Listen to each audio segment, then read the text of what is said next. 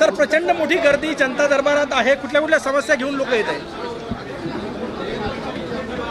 प्रत्येक शनिवार रविवारी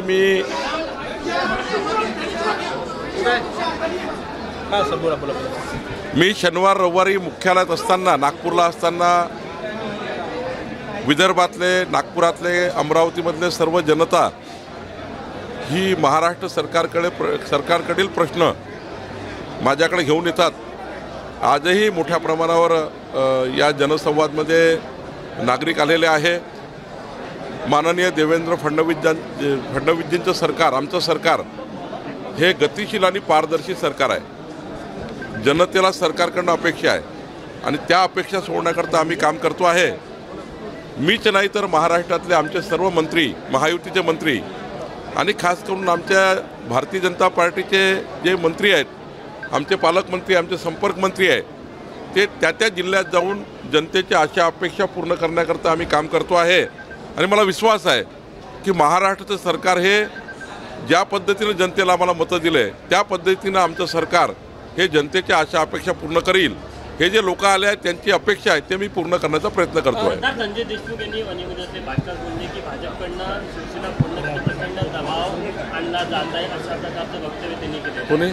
खासदार संजय देशमुख ठाकरे गटाची शिवसेना फोडण्यासाठी भाजपकडनं प्रचंड दबाव आणला जात आहे। आम्ही कधीही असा उन्मत्त काम करणार नाही। आम्ही कधीही फोडाफोडीचं राजकारण कधीच केलं नाही। आमच्या भारतीय जनता पार्टीमध्ये ही पद्धती नाही आहे। विकसित महाराष्ट्राचा संकल्प माननीय देवेंद्रजींनी केला आहे, तो काही आम्ही अशा पद्धतीने महाराष्ट्र पुढे नेणार नाही आहोत। विकासाच्या मुद्द्यावर आम्ही महाराष्ट्र पुढे नेतो आहे। मोदीजींनी विकसित भारताचा संकल्प केला आणि या संकल्पाला साथ देण्याकरता आमच्याकडे अनेक लोक पक्षप्रवेश करतात। आम्ही कधीही कुणाला आमच्या पक्षात या, आमच्या पक्षामध्ये जबरदस्तीने त्या ठिकाणी आमच्याकडे काही स्पेस आहे म्हणून आम्हाला या ठिकाणी या असं कधी म्हणत नाही। आम्ही आमच्या कामावर, मोदीजींच्या कामावर, देवेंद्रजींच्या कामावर महाराष्ट्रामध्ये जनतेला वाटतं की भाजपाकडे गेलं पाहिजे, त्यामुळं लोक येत आहेत, आम्ही त्यांचं स्वागत करतो आहे। एकनाथ शिंदेकरते आमदारांची बैठक घेतली, त्यामध्ये त्यांनी विधानसभा स्वतंत्र स्थानिक स्वराज्य निवडणुकांची तयारी करायला सांगितलेलं आहे। कशा प्रकारे बघता आणि भाजपची कशा प्रकारे तयारी असणार आहे? एकनाथ शिंदेजी असतील, अजित पवारजी असतील, आम्ही असू, आपल्या पक्षाची चाचपणी केली पाहिजे आणि शेवटी आम्ही काय तर आम्ही महायुतीमध्ये लढणार आहोत। आमची महायुती ही अत्यंत मजबूत आहे, त्यामुळे आपापला पक्ष वाढवणे, आपापल्या पक्षाला जिथे इथे स्पेस आहे ती स्पेस घेणे। जसं आम्ही आता 1,51,00,000 प्राथमिक सदस्य करतो आहे, 3 लाख कार्यकर्त्यांना आम्ही येणाऱ्या काळामध्ये सक्रिय करतो आहे। संघटनेमध्ये सक्रिय करणे आणि सरकारमधल्या योजना समाजापर्यंत पोहोचवण्याकरता सक्रिय कार्यकर्ते करणे, 3 लाख कार्यकर्त्यांना आम्ही सक्रिय मेंबरशिप करतो आहे या 2 महिन्यामध्ये।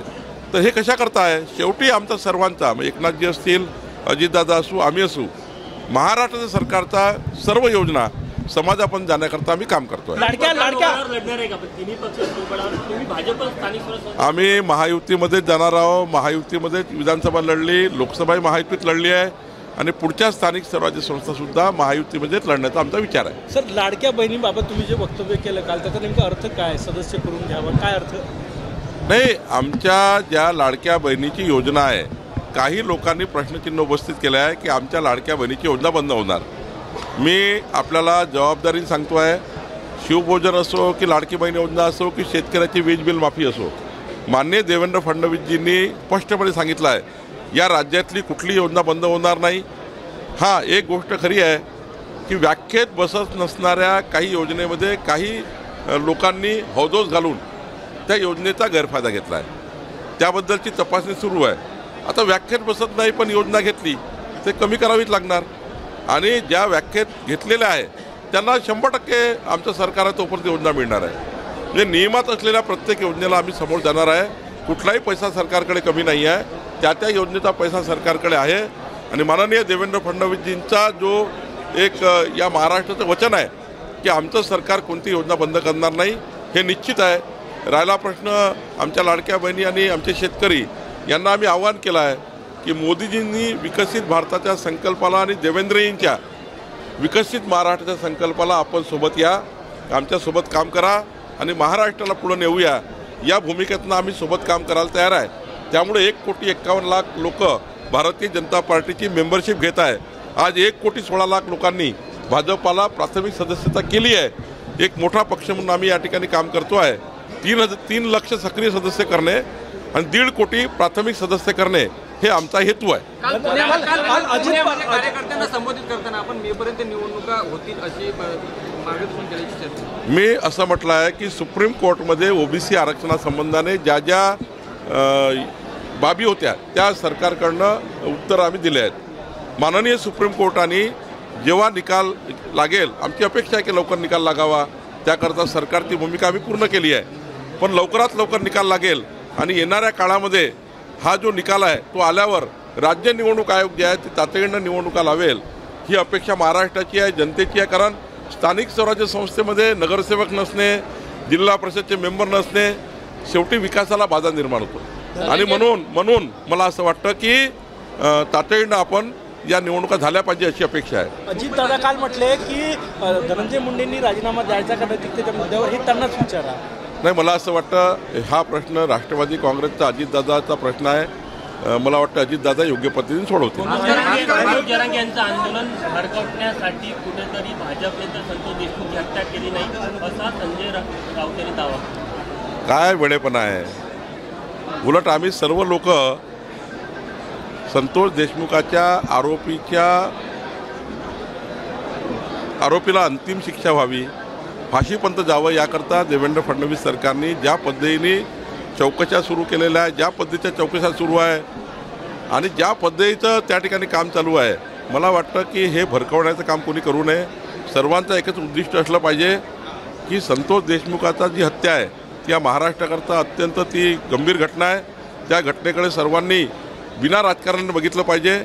या घटनेचं राजकारण होऊ नये आणि माझी नेहमीच सूचना सर्वांना आहे की या घटनेमध्ये सर्वांनी सरकारच्या चौकशीला साथ दिली पाहिजे. सरकार जी चौकशी करताय त्या चौकशीला इतकं मजबूत केलं पाहिजे कुठलाही आरोपी त्या ठिकाणी कोर्टात सुटणार नाही याची काळजी घेतली पाहिजे. आपल्याकडून दारं उघडी आहे का तुमच्यासाठी? भास्कर जाधव साहेबांच्या राजकीय आयुष्याबद्दल कुठलाही प्रश्नचिन्ह लावू नका. त्यांनी आमच्याशी कुठलाही संपर्क केला नाही, ते आमच्याशी कधी बोलले नाही, त्यांनी कधी भाजपाला असा येण्याचा प्रश्नच येत नाही, त्यांनी कधी अशी चर्चाच केली नाही. कशाला प्रश्नचिन्ह लावताय भास्कर जाधवच्या आयुष्याबद्दल? मुंबई भाजपमध्ये काम सुरू आहे. एक पद निर्माण केलं जाईल मुंबई भाजपमध्ये, कार्याध्यक्ष तयार केले जातील मुंबई भाजपमध्ये अशी काही बातमी नाही, असं काही नाही. अजून आमच्याकडे कार्यकारी अध्यक्ष आता रवी चव्हाणजी आहेत आणि आम्ही दोघंही म्हणून काम करतो. आंदोलनाची धार कमी करण्यासाठी सुरेश धसांना पुढे केलं जात आहे. तुम्ही सुरेश धसाबद्दल वारंवार सांगताय. मी कालच बोललो आहे, कालच त्या ठिकाणी स्पष्टीकरण दिलं आहे. वारंवार या प्रश्नात जायचं नाही तर राजकारण करू नका. हिंदी में बताना चाहेंगे कि स्थानीय स्वराज्य संस्था में महानगरपालिका चुनाव को लेकर भाजपा की क्या भूमिका है? हमने ये ऑलरेडी बताया है कि माननीय एकनाथ शिंदे जी, अजीत पवार जी और भाजपा अपनी पार्टी का काम बढ़ाने का प्रयास कर रहे हैं. लेकिन जिस प्रकार से लोकसभा चुनाव में, विधानसभा चुनाव में हमने महायुति में काम किया, हमको महाराष्ट्र में 3 करोड़ 17 लाख वोट मिले और हम चाहते हैं कि सभी महानगर पालिका, सभी जिला पंचायत, सभी लोकल पंचायत पे महायुति आनी चाहिए. हम सब लोग महायुति पे ही जाएंगे और महायुति मजबूत करने का काम इस महाराष्ट्र में करेंगे. एबीपी माझा, उघडा डोळे बघा नीट.